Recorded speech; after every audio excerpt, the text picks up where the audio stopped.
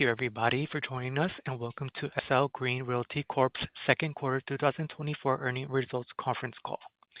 This conference call is being recorded. At this time, the company would like to remind listeners that during the call, management may make forward-looking statements. You should not rely on forward-looking statements as predictions of future events, as actual results and events may differ from any forward-looking statements that management may make today. All forward-looking statements made by management on this call are based on their assumptions and beliefs as of today. Additional information regarding the risks, uncertainties, and other factors that could cause such differences to appear are set forth in the Risk Factors and MD&A sections of the company's latest Form 10-K and other subsequent reports filed by the company with the Securities and Exchange Commission. Also, during today's conference call, the company may discuss non-GAAP financial measures as defined by Regulation G under the Securities Act. The GAAP financial measures most directly comparable to each non-GAAP financial measure discussed and the reconciliation of the differences between each non-GAAP financial measures and the comparable GAAP financial measures can be found on both the company's website at www.slgreen.com. By selecting the press release regarding the company's second quarter 2024 earnings and our supplemental information included our current report on Form 8-K relating to our second quarter 2024 earnings. Before turning the call over to Marc Holliday, Chairman and Chief Executive Officer of SL Green Realty Corp., I ask that those of you participating in the Q&A portion of the call to please limit your questions to two per person. Thank you. I'll now turn the call over to Marc Holliday. Please go ahead, Marc. Thank you. Good afternoon, and appreciate everybody joining in today. I think this was, by all measures, a great quarter for SL Green, even by our own lofty standards. I want to lead off by expressing my sincere appreciation for the SL Green team, who have massively contributed to our company's impressive results for this quarter and throughout the most challenging times of recent. The extremely talented men and women of SL Green work 7 days a week, believe in New York City, care deeply about what we are doing, and are simply the best in the business. We could not print these results against the tide of negativity and defeatism without the dedication and loyalty of the 300-plus SL Green corporate employees and another 1,000-plus who work in the buildings day, night, weekends, and holidays. We are extremely lucky to have such a diverse and talented team of professionals, and it's the biggest reason for our outperformance in the office sector over the past 1, 3, and 5 years. And it should be the deciding factor in making an investment in SL Green, the knowledge that we can outperform in good markets and bad, and that we will always put the shareholders first in making strategic decisions. This year-to-date achievement illustrates something far greater than simply a market in recovery, because we are vastly outperforming a still unsettled commercial real estate market. It is the result of a deliberate plan we laid out years ago to improve the quality of our portfolio by physically improving and amenitizing our properties, focusing our efforts along the Park Avenue spine in East Midtown, selling assets that didn't fit that profile, and then monetizing our best assets to fund our new development activity. What you are now seeing is the positive consequence of the execution of that plan, and I believe we are now on a path to seeing sequential quarterly improvement in our operating and financial metrics into the foreseeable future. When others gave up on New York, we believed. People said that the financial sector was picking up and moving to Florida, but what we've seen is significant sector growth right here in our hometown, fueled in part by the $12 billion of Wall Street profits in just the first quarter of 2024, and that's as compared to $26 billion for all of last year. Growth in South Florida and elsewhere doesn't mean contraction here in New York. In fact, it's been the opposite. Companies like Blackstone, Citadel, Wells Fargo, and Bloomberg are all expanding their footprint here, and it appears that JP Morgan is buying the neighboring building at 250 Park Avenue as they continue to report extremely strong profits. But the demand for space goes far beyond Park Avenue, and I think the best illustration of that is looking at our current pipeline of office leasing of which is 1.2 million square feet. This is after all the activity we announced yesterday, totaling 1.4 million square feet of leases signed to date. There's another 1.2 million square feet of identifiable leases pending, term sheets out for signature, that we have in our sites after that activity. And interestingly, more than 80% of that activity is not on Park Avenue, but rather it's on, radiating outwards through East Midtown, everywhere from 6th Avenue on over to 3rd Avenue, fairly evenly dispersed, lots of mid-market deals, lots of strength in the middle, not just the big deals. And I think it's, one of the more exciting elements of what we have to look forward to for the balance of this year. Everyone wrote off retail in New York City, but you saw our release yesterday, and it very clearly is back. Retail is back. Yesterday, we announced that One Madison retail is now 100% leased, curated in a way that brings real value to our tenants at the building and to the residents of the Flatiron neighborhood.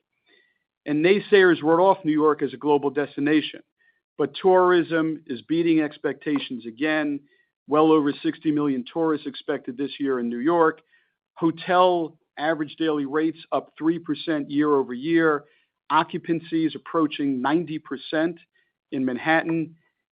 And the result of this is because of limits on Airbnbs and conversion of some hotel properties to supportive housing. If this trend continues, Midtown is likely going to be under-hoteled again soon. There is no better evidence of this surge of tourism than right upstairs from us at Summit, where attendance numbers are up again this year over, the outperformance attendance we had last year. And it's just proving again and again that this has become one of New York City's most compelling destination experiences and was a contributor to our quarterly results. And, more to come on that. But I want to end on an even higher note. Today, I'm excited to announce that we have secured our first new Summit Global location, and we are expanding to Paris. More details to come on that in the fall today, but today I can say to everyone listening in Paris, à bientôt, and see you soon. And thank you all for listening, and we'll take questions.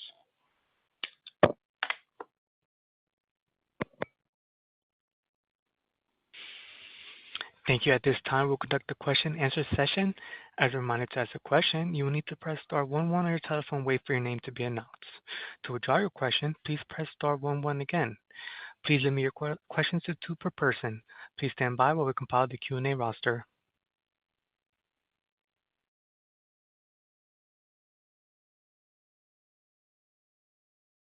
Our first question comes from the line of John Kim of BMO Capital Markets. Your line is now open. Do a curveball with the Paris announcement, so I have to ask about that. Can you just talk anything more about the location of Summit in Paris, the timing of it, and anything else you could describe on it? Yeah, no, we're going to leave that. Stay tuned. More formal rollout in the coming months. Lots to talk about. Very exciting, but just wanted everyone to know we're coming.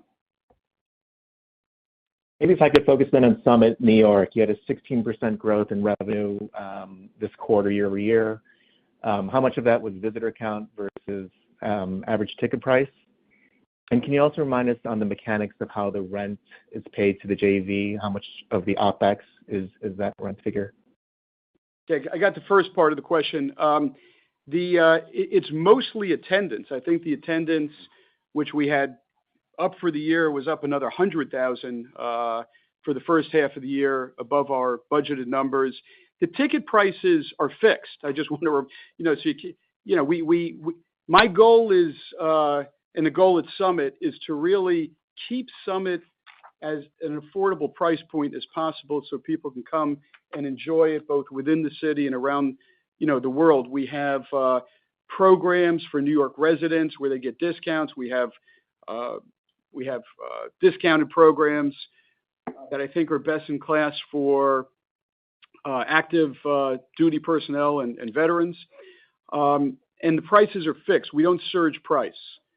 We set those prices at the beginning of the year. We hold them fixed and evaluate at the end of every year. So almost all of what you see is attendance. What was that second part that you asked? If I can ask you, John, again. The intercompany rent, or the rent that you pay to the JV, is that how much of that is in the operating expense? And also on the revenue or visitor counts, when do you start opening up on Mondays or expanding the hours? Well, why don't you answer the rent part? Yeah, rent schedules in the supplemental, John. The base rent.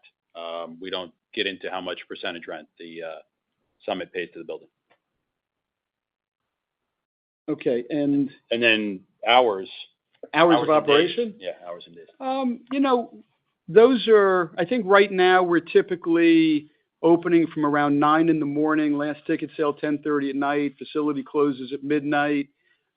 We could go longer. The night experience at Summit is every bit as good as daytime and sunset, something better, because of the city lights and the air at night feature we have with that we've curated in the evening. So it's possible that in the second half of the year, maybe after the summer, we'll go later on the closing hours.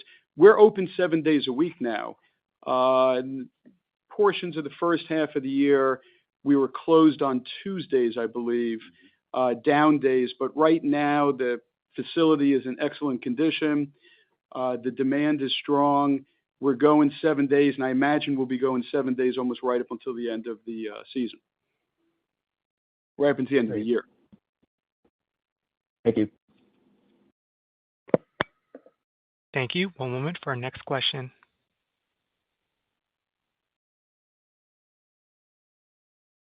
Our next question comes from the line of Connor Mitchell of Piper Sandler. Your line is now open. Hey, good afternoon. Thanks for taking my question. Mark, you touched on it in your opening remarks, but just as Park Avenue leases up at higher rents with, the recent quarter and activity as an example, could you just expand on how you guys are seeing the dynamic of the neighboring submarkets changing in terms of pricing, concessions, touring activity, any other color you might be able to give? Yeah, I don't have the average starting rent for the pipeline, but just to give you a sense, for the leases done in the second quarter, the average rent, which was about $93 in the first quarter, was up over 10% to over $100 in the second quarter. So, a lot of that is influenced by Park, but not all of it. It's as much Park Avenue as it is tops of buildings, because, I think Steve will sort of run you through the dynamic in the dearth, if you will, of big block availability, particularly in tops of buildings, whether it's old or new, and regardless if it's on Park or off of Park. And it's definitely driving rents. And as it relates to concessions, Steve, your thoughts? Well, a couple points. Mark's spot on with regards to the, migration to better quality space. And don't confuse that to mean just new construction or heavily renovated buildings. What we're seeing is that even in the mid-price point buildings, where we've got a tremendous amount of activity in our portfolio, but a lot of that is skewed towards the upper half of the floors, so the tower floors in particular. If you look overall in the market, beyond just our portfolio, there's a stat out there that would tell you that 57% of the current direct availability in the marketplace is located in base building or in the base floors of buildings. So you're seeing price appreciation on Park Avenue. You're seeing price appreciation in the heavily renovated buildings, irrespective of location. And you're seeing price appreciation in strong leasing velocity in the tower floors of both the high quality buildings and the mid-price point buildings. Concessions, I think, as we've said for a while now, remain pretty static. I haven't seen any change in concessions, irrespective of the building you're in. And we're seeing the prices get pushed on the better portions of buildings and better quality buildings. And I think we had commented earlier in the year when asked that same question. That's exactly how we expected things to unfold as the market continues to improve. Okay, appreciate that. And then maybe just a quick question on the JV debt fund as well. Just wondering if there's any update on if the focus is still primarily on Manhattan or maybe any opportunities outside of the company's primary focus submarkets may have surprised you, and you're kind of taking a look at any opportunities for the debt fund outside of Manhattan. Manhattan. The focus is Manhattan. Okay. I will add to that, as you'll start to see us or continue to see us grow the special servicing and asset management business, which is not a principal investment business, you'll continue to see us pick up assignments outside of Manhattan, but that's purely a fee business for us. Okay, thanks very much.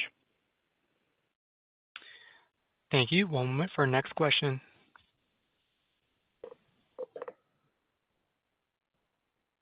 Our next question comes from the line of Michael Lewis of Truist Securities. Your line is now open. Thank you. My first question is about the leasing in Manhattan so far year to date. Your full year guidance, as you know, for Manhattan office sign leases is 2 million square feet for the year. I don't know if you expected that to be, first half weighted or not. So I guess the question is your volume year to date, are you running ahead of what you expected in your guidance? And if you are, is there a reason, or is it just, broad strength that you're seeing in the market? Well, I mean, we're definitely running ahead of guidance. The year has been, first half of the year was really strong for us, and occupancy heading in the right direction, and not just volume for volume's sake, but really good leases on terms where we're satisfied with, and I think you saw, you're seeing that in our guidance as well as in other ways. So yeah, we should exceed our goal for the year, and that's good. By how much we'll see. I'd like to see Steve and his team blow it away, and end up with some really sort of fantastic results. But look, there's a lot of work to do on that 1.2 million pipeline. I guess Steve, you could sort of give some parameters around what's driving that pipeline and where that strength is coming from. Yeah. So as we mentioned earlier, the pipe is currently, it stands at about 1,200,000 square feet. In that number, we have leases out in negotiation as opposed to just term sheets being negotiated, covering over 760,000 square feet. And of that number, of the overall pipeline of 1.2 million, 62% of the square footage that's in the pipeline is for deals or pending deals for current vacancy in the building. So you're seeing a lot of new tenants come into the portfolio, filling current vacancy. We're seeing the financial service sector, which it makes up 50% of our pipeline, continue to add bodies and add square footage and see dramatic expansions. Some of the bigger deals that you've seen us announce recently this year with both PJT at 280 Park Avenue and Ares at 245 Park Avenue. Those were very large transactions, and each of them were for tenants that were doubling in size. So I think those were some big drivers of our success to date, and we're seeing that in our pipeline. So no expectation that's slowing down for the rest of the year. Okay, great. We'll look for that green thumbs up on that slide in the deck in December.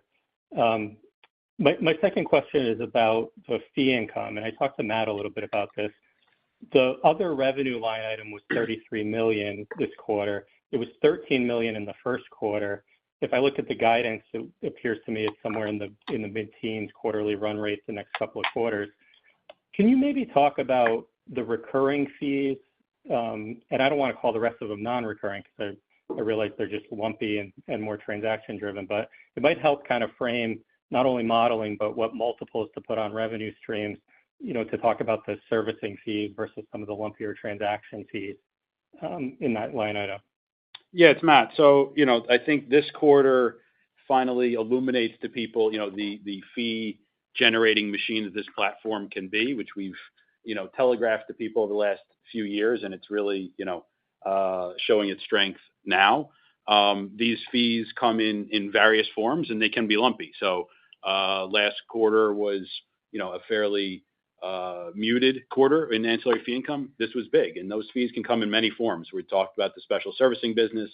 That business is, basic, modest fees on a monthly basis until you resolve the situation. Then you get a resolution success fee. Those are unpredictable, but they're sizable when they come in. We often get fees from partners, buyers of assets if we're restructuring debt. Those can be lumpy. Those can be time, a function of the timing of the closing of those deals. That's part of, what flowed through in the quarter. So when you say, what's recurring, well, all of those as categories are recurring. The timing of those things is what is most challenging. By the way, even for us, it's the blessing of not putting out quarterly guidance. I don't have to guess when these fees come in every 3 months. We can do it over the course of 12 months. But even that can move from quarter to quarter. But as categories, you will see special servicing fees, ancillary fees, asset management fees continue to be a bigger and bigger part of our recurring income. And that's a very high margin business, much higher margin than the real estate, and therefore requires a much higher multiple. Yeah. Well, I have to continue to do quarter to quarter, so I'll do my best. But thank you for that. Yeah. Thank you. One moment for our next question.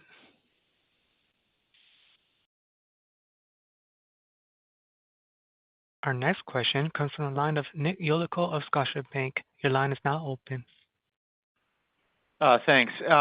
First question is for the Ares renewal and expansion. I think that was done in July. Is it possible to get a feel for the mark-to-market on that?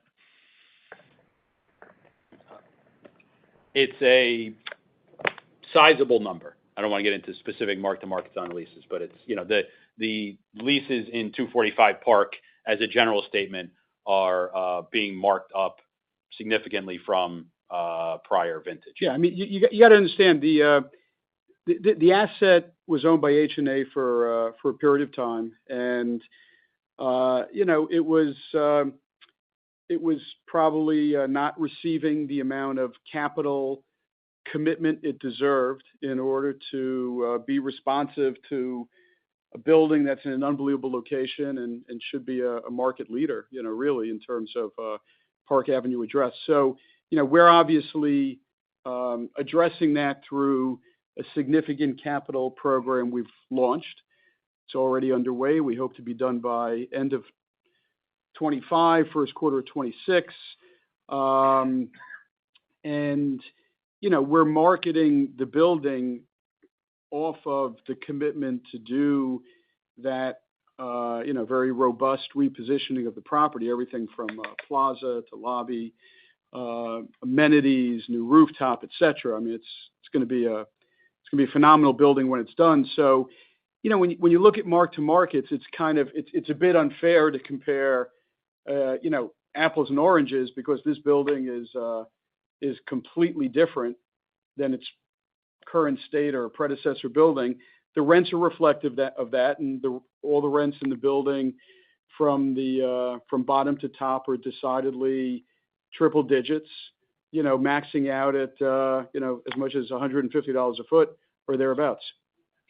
And we're probably raising rents as we go forward because there's a diminishing supply of what's left. We had forecasted a longer lease-up period, but given both the demand for renewal space and expansion space and new leases we've signed, you've seen a bunch of them over the past few quarters, I expect we'll be able to achieve even higher mark-to-markets as we go forward to full lease-up of the building. Okay, thanks for that. I guess, Mark, just to follow up then, is that, I know you've gotten a lot of leasing done in the building, as you mentioned, and sounds like rents have gone higher. Can you then just give us a feel for how you're thinking about then what the asset valuation could be like versus the interest sale that was done last year? I realize you're still, I think, focused on that. Just any feel for whether it's an NOI number or something else, how that may have changed based on the underwriting a year ago versus what you're trying to achieve now? Well, I don't have those numbers in front of me, but I mean, just looking at it intuitively, we're like over a year forward, I think, in terms of time elapsed. We've leased up a lot of space. We've done it, on budget. So time value alone, would warrant, some type of premium. On the one hand, you could say, well, that's great progress. On the other hand, we budgeted this progress. That's the progress our partner bought into when they did the deal. When was it, Harry? 13 months. 13 months ago. And, one of the things our partners rely on is we put numbers on a piece of paper. They're not shy. They're not unobtainable, obviously, but they're not shy. We test ourselves just like we do with you guys every December with our scorecard. We do it the same with our partners and put down what we think we can achieve, both timing and rents and concession packages. We've been achieving that. So the good news is we're executing the plan. The costs for the development are coming in right on the nose of where we expected them to come in. In fact, we increased the scope a bit to include a more dramatically improved rooftop like we did at One Madison. And by the way, the rooftop at One Madison is spectacular, and I think it's going to be one of the real icons down in that area for venue space going forward. And so on the one hand, you pick up the time value. On the other hand, we're dead on our numbers. So that's the good news, and I would expect there'll be some premium to where we transacted. All right, thanks. Appreciate it. Thank you. One moment for our next question.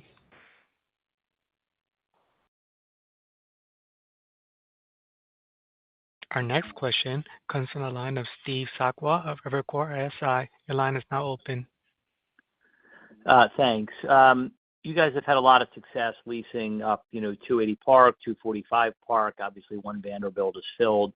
One Madison on the office side maybe hasn't made as much traction. Mark, I know you kind of leased up all the retail there, but maybe you or Steve just kind of speak to the demand within that 1.2 million square foot pipeline that you're seeing for One Madison, and maybe what's been holding the leasing back at that asset. Well, Steve, I just want to. No, Steve. stop. No, hold on. First of all, somebody restrain this guy. Second of all, Steve Sakwa, that's quite a statement, given that we're 65% leased, over 70% economically leased, right on our original budget, which was a pre-COVID budget, right on our numbers, and the building doesn't even really open until, I think, November or something. So to say the building is behind schedule or whatever words you use, or, not leasing or anything, no chance, my friend. I mean, we leased that building. I don't think I said that, Mark, but. We leased that building. That retail is 100% leased. The tower is 100% leased. And we are, I think, 3/8 leased in the podium or something like that. It is dead on the numbers. So we could talk about the leasing status. That's fine. But no notion of any challenge or any underperformance on that asset. No way. Now, Steve DeRose, he's calmed down a bit so he can go. Steve, isn't it good when your boss has your back that way? I'm glad he's passionate about the project. Well, I think Mark hit all the highlights. It's the building is 65% leased. The tower portion of the building is fully leased. We just signed the top floor with an expansion to FanDuel. So they now have 2 floors in the building at rents that exceeded our underwrite for that last floor. What we have remaining in the building are 5 floors in the podium of the building. Those are 92,000 square foot floor plates. Without a doubt, it is the best building in the Midtown South submarkets. And everybody we tour through there loves the project. The challenge are, what we have available right now are those 5 large floor plates. And as no doubt you've read some of the market reports in the brokerage houses, there's been a dearth of large tenants in the Midtown South market, as opposed to large tenants actively transacting in Midtown, where we've done more than our fair share of very large deals in the Midtown market. It's a matter of time before, the large tenants sort of come back into the Midtown South market. And when they do, the building is well positioned and will have great success.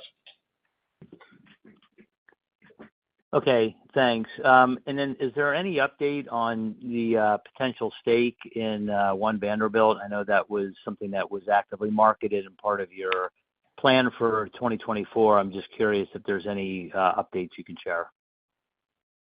Yeah, sure. One Vanderbilt, continues to set the standard for the market, and it continues to receive recognition nationally and globally. No matter what meeting we are in throughout the world, the first thing investors want to talk about is One Vanderbilt. It's fully leased. The debt is locked in through 2031, sub 3%.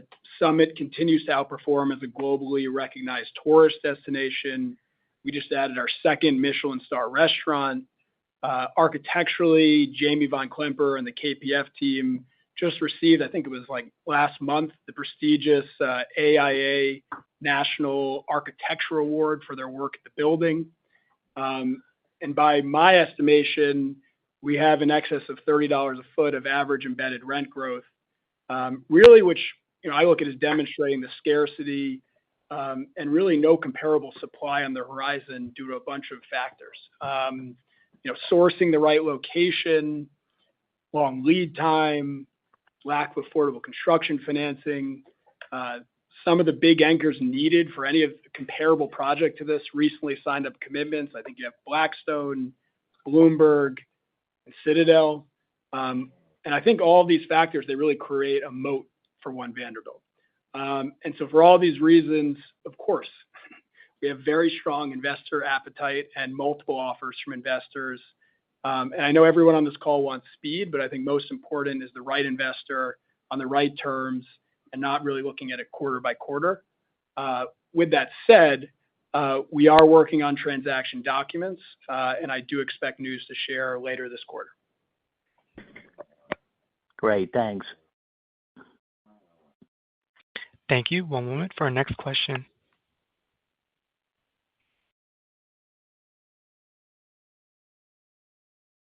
Our next question comes from the line of Camille Bonnel of Bank of America. Your line is now open. Hi. It seems like the financing and transaction market is starting to open up this year. So more broadly, can you talk to how investors are underwriting lease-up timelines and returns for office in New York City? So just repeat. Do you mind repeating the question? Just wondering if you could provide more color on the underwriting that investors are looking for when looking at office buildings. Yeah, look, lease-up timelines, yields. Yeah. I would say on the fundamental side for the right assets, I think, as we've always said, you can't generalize the market. But for the types of deals we own, for the types of deals we're investing in, looking at whether it be through the fund or through our balance sheet, the fundamentals of the real estate, investors are very easily wrapping their head around today. There isn't a lot of question about rents, downtime, or even concessions at this point. Investors, again, whether it be through the fund or on specific deals, they have a lot of confidence in our ability to underwrite assets. We talked about 245 Park. As Mark said, we're dead on the underwrite that we presented to our partner a year ago, and that is over 500,000 square feet of leasing just in 13 months. So there's a lot of ability for investors as we sit with them to wrap their head around those fundamentals. With respect to the overall transaction market, the reason we're not seeing significant number of investor transactions is really just the lack of debt liquidity today. And a lot of that is what is driving us to want to launch the fund, and the efforts that we're putting in there is to be that source of liquidity. But right now, the reason we're not seeing significant investor activity is really because investors are still trying to wrap their head around where the liquidity will come from in the debt capital markets. Okay. And for the benefit for those who've only started to follow your company more recently, curious to understand the kind of involvement your teams engage in when you have active assignments on the special servicing side. How much capacity do they have to take on more? Yeah, look, special servicing and asset management for us is really an exponentially growing opportunity. We have a subsidiary entity, Green Loan Services, run by Andrew Falk. And capital providers continue to come to us for real estate services, whether that be on the special servicing side or asset management side. Right now, we have about over $3 billion of active special servicing and asset management, and another $6 billion where we're named special servicer, which I just look at as future opportunities for the special servicing business. In addition to that, I expect that to grow pretty exponentially over the coming quarters. We have a pipeline right now of over $2 billion of additional opportunities, not all in New York, and I would expect very shortly to land most, if not all of those. Those figures are going to continue to grow. And as I think Matt alluded to earlier, that almost entirely goes right to the bottom line. So, that's a big focus of ours. In terms of staff, which I think was the second part of your question, Andrew and his team, continue to have the ability to take on new opportunities and use the resources within the firm. But we're constantly monitoring if we need to staff additional people on it. But again, I would expect most, if not all, of the revenues to go right to bottom line. And so to clarify, is the timing of that $6 billion that you're designated as factored into the updated guidance you provided last night? The $6 billion is not at all factored into the guidance we put out last night. None of it. Okay, thank you. Yeah. Thank you. One moment for our next question.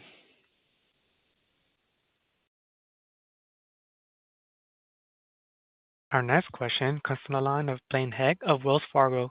Your line is now open. Great, thanks. Rent spreads on signed leases increased really nicely for you guys this quarter. Can you just try to characterize kind of how much of that you think might have been more of a mix issue and lower rents on expirations this quarter versus how much of that is kind of a reflection of market rent growth that you guys have seen recently? Really just trying to get at whether the mid-teens level seen this quarter is kind of a blip or a level that could be more sustainable.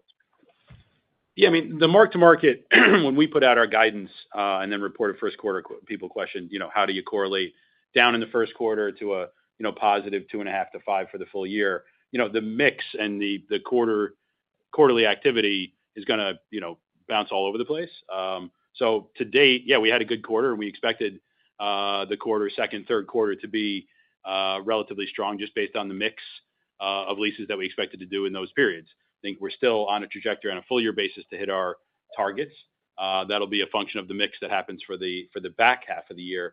But I wouldn't read, too much market movement or anything like that into what we've achieved thus far. Volume, yeah, you could do that, but the mark to market, no.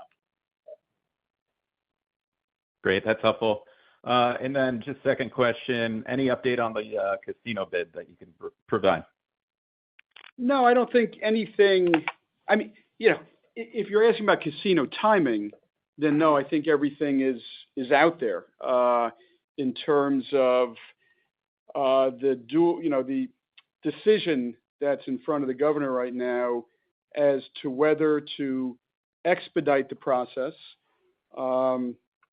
by calling for the submissions, forming the CAC, and getting past the first stage of the process, which is the hyper-local stage. We, of course, are strong advocates of expediting.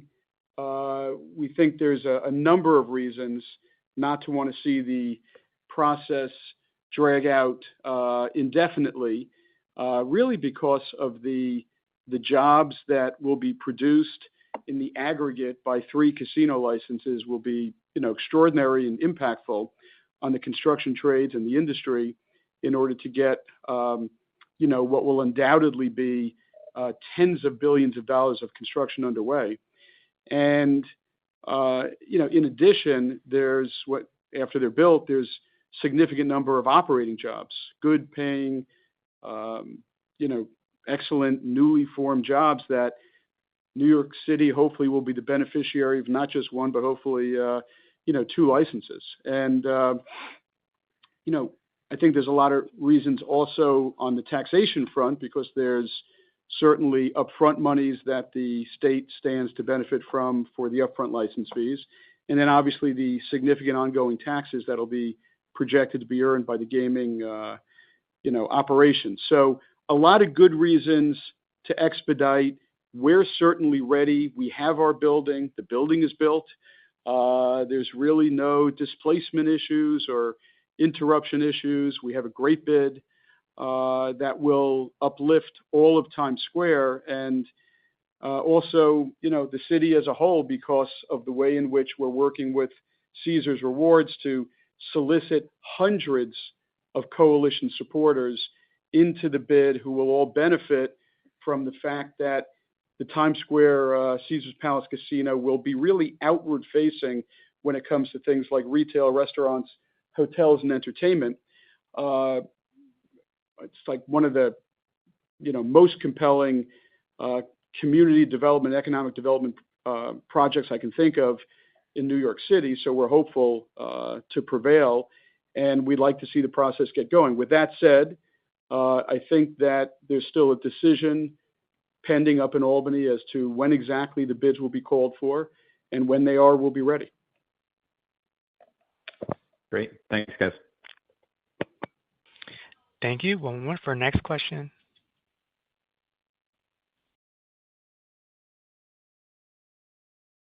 Our next question comes from the line of Anthony Paolone of JP Morgan. Your line is now open. Thanks. I'd like to go back to the transaction market and understand the lack of debt out there. But as you mentioned, you all have a balance sheet, partners, and have been able to get debt. So, what would levered and unlevered IRRs have to be for you all to put capital out there to do something, on assets that you find attractive?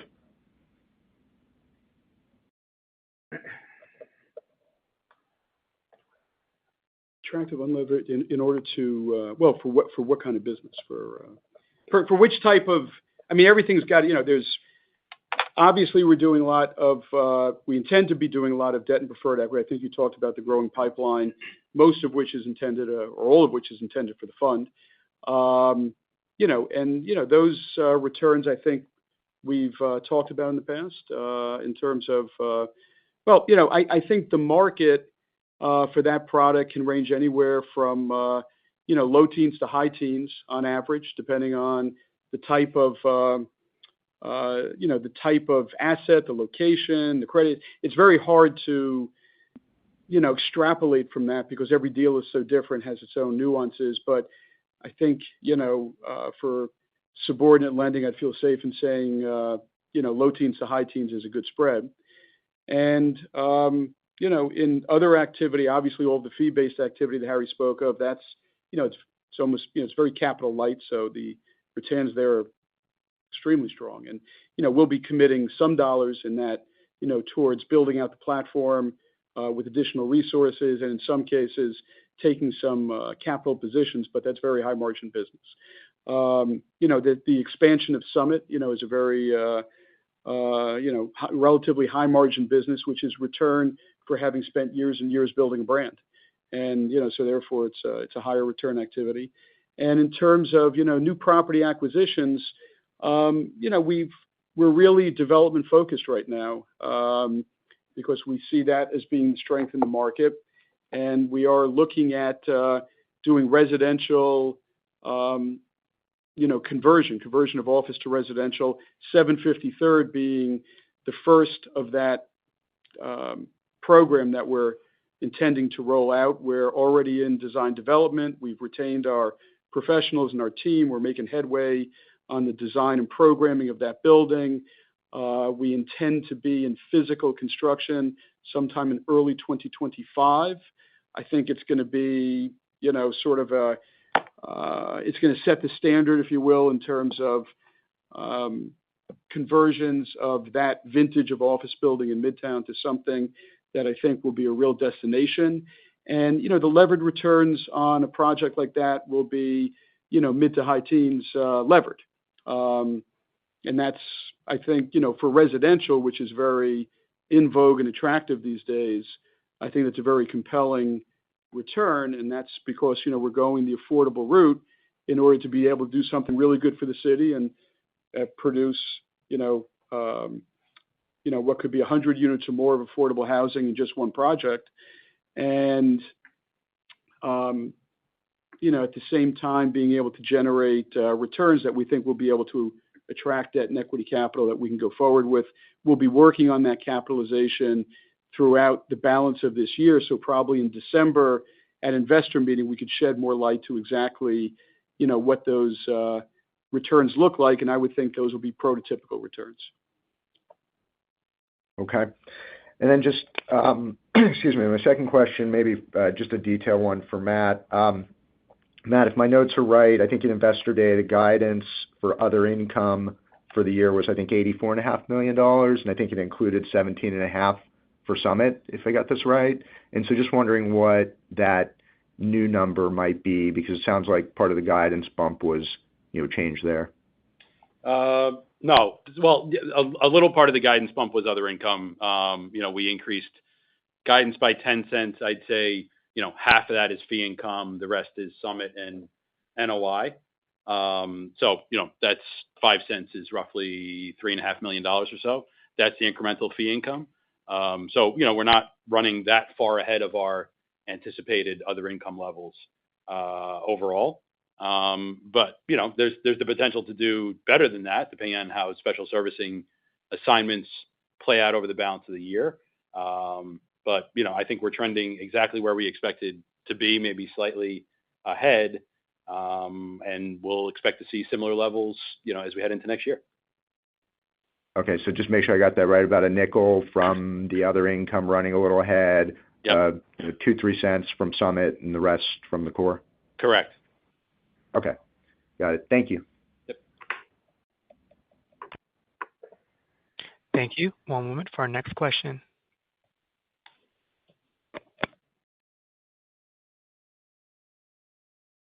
Our next question comes from the line of Michael Griffin of Citi. Your line is now open.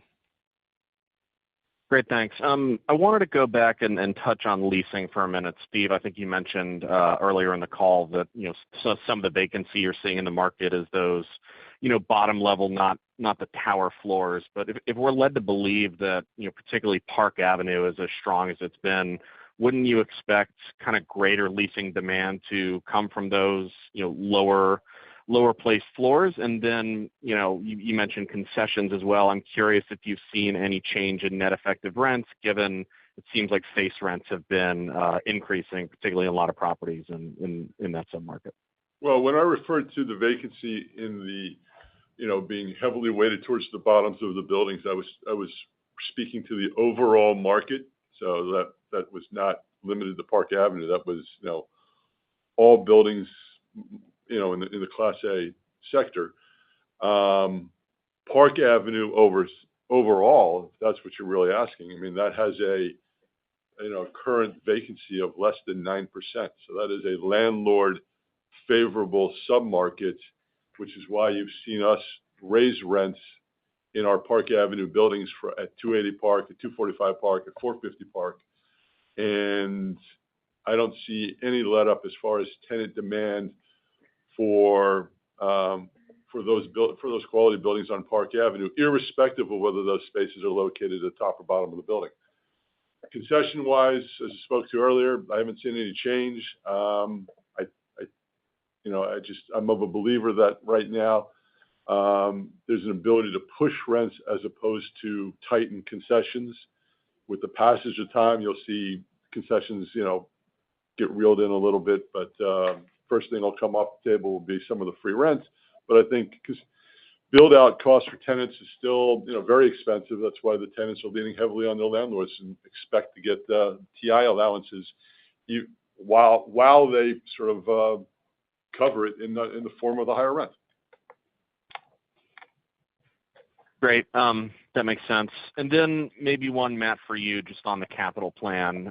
Given I think where the equity is currently trading, could you look at maybe issuing equity as kind of an arrow in your quiver, or is the plan to kind of maintain the outlook for your capital needs laid out at Investor Day? I like the analogy to an arrow in the quiver. Part of the beauty of being a public company is that it's available to us. We don't see, as we play out over the course of 24, on our base case plan, the need for any equity because, our balance sheet's in good place. Our liquidity is in good place. The plan that we laid out in December is playing out as expected. I think where we might see an opportunity to top up liquidity is if we saw additional investment opportunities. We always keep eyes out for stuff like that. But that's what it would take for us to really look at the equity as a source because it is still relatively expensive.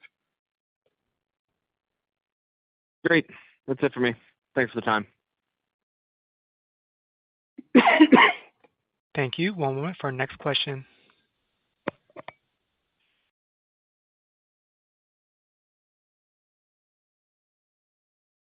Our next question comes from the line of Ronald Kamdem of Morgan Stanley. Your line is now open.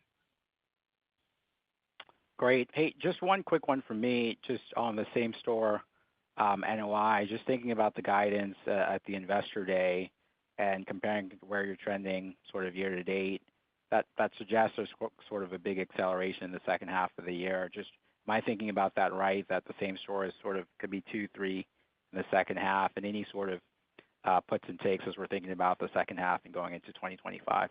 Thanks. Yeah, let's clarify that. And I'm sitting next to him, so he can reach me if he needs to. So our guidance for same-store NOI was down 1% to 2%. A certain CEO next to me said for goals and objectives, kind of tongue-in-cheek, that we would be up 1% to 2%. Now, we are trending ahead first half of the year, so that's good. I think to reach the goal would be, I'd love to see it. It'd be outstanding. But as we sit today, we're trending a little bit closer to our original guidance as opposed to the objective. Yeah, look, those are stretch goals. We never hit all of them, nor should we, although we'd like to. But the goal is to hit as many as we can. And I believe in having a target that is an ambitious target on all levels. When I look at those goals and objectives for the year, midway through the year, we're tracking really well on many of them, most of them, certainly. Not all. There was a scenario where we could have been in that 1 to 2 range. There still is a scenario where we can be in that 1 to 2 range with a big second half of year. But, it's going to be pretty tough. And, we may or may not hit that particular goal. But I'm confident we're going to hit the vast majority of those goals. And, the important thing on this end is to try and, shoot lights out on all these, leases that we do. We do, dozens and dozens a year, probably over 100 a year, actually. And, let's see how the second half of the year shapes up. And we're going to try and push the bottom line as much as we can and squeeze down our expenses as much as we can in the second half of the year without sacrificing any quality in order to try and, make the goal. But it's too early to say one way or the other. But, I said it, we said it in December. This one was going to be a push. Great. And then my second one was just you guys have a lot of properties where you've been looking to do JVs or redevelopment, right, from 1 Vanderbilt, 245 Park, 2 Herald Square. Maybe can you just talk about what the sort of level of demand interest from, local U.S. buyers, international buyers, and sort of your conviction in getting a lot of those deals through the finish line? Are you building conviction? Just any comments there would be helpful. Yeah, look, the demand from foreign buyers today is very strong. It hits on what I said earlier. There's the assets we own today. Investors believe heavily in the fundamentals of those assets. And the good news for us is in many cases, as we're working through our plan to extend our debt across all the assets, and that makes assets more attractive for investors to invest. So there's a lot of belief from the foreign market in the fundamentals of our real estate, and we'll continue to see new joint ventures over the next few years. Thanks so much. Thank you. This concludes the question and answer session. I would now like to turn it back to Marc Holliday for closing remarks. Okay. Well, for those still on, thank you for participating and listening in. We appreciate it. We like the questions. We love the constructive feedback. We'll take it to heart. Everyone have a great summer, and we'll speak again in Q3. Thank you. Thank you for your participation in today's conference. This does conclude the program. You may now disconnect.